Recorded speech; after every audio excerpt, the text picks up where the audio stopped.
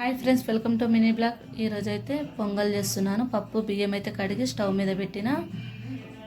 రెండు కలిసి గ్లాస్ అయితే 2 గ్లాసుల వాటర్ పోసుకొని అయితే కుక్కర్లో పెట్టిన. నేనైతే అంత పొంగుతుంది కదా, డిష్ పేపర్ అయితే మధ్యలో కట్ చేసుకుని అయితే ఇట్లా పెట్టుకున్న పప్పు కుక్కర్కి.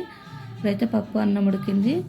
తాలింపు పెట్టుకోవాలి. 2 స్పూన్లు నెయ్యి వేసుకున్న. నూనె అయినా నెయ్యి అయినా వేసుకొని జీలకర్ర, మిరియాలు, ఎల్లుల్లిపాయలు, కరివేపాకు, పచ్చిమిర్చి, పసుపు వేసుకొని తాలింపు పెట్టి ఇంత పోసుకొని కొంచెం ఉప్పు వేసుకుంటే పొంగల్ రెడీ. తర్వాత అయితే పల్లి చట్నీ వేసినాను. సూపర్ కాంబినేషను, చాలా బాగుంది. ఫస్ట్ టైం చేసిన చాలా టేస్టీగా వచ్చింది ఫ్రెండ్స్. మా పిల్లలకైతే లంచ్ బాక్స్లోకి పెట్టిన. తర్వాత అయితే పిల్లలకు కూడా తినిపించినాను. పిల్లలైతే స్కూల్కి పంపించిన. ఇంకా పిల్లలు వెళ్ళినాకైతే నేను కూడా తిన్నాను.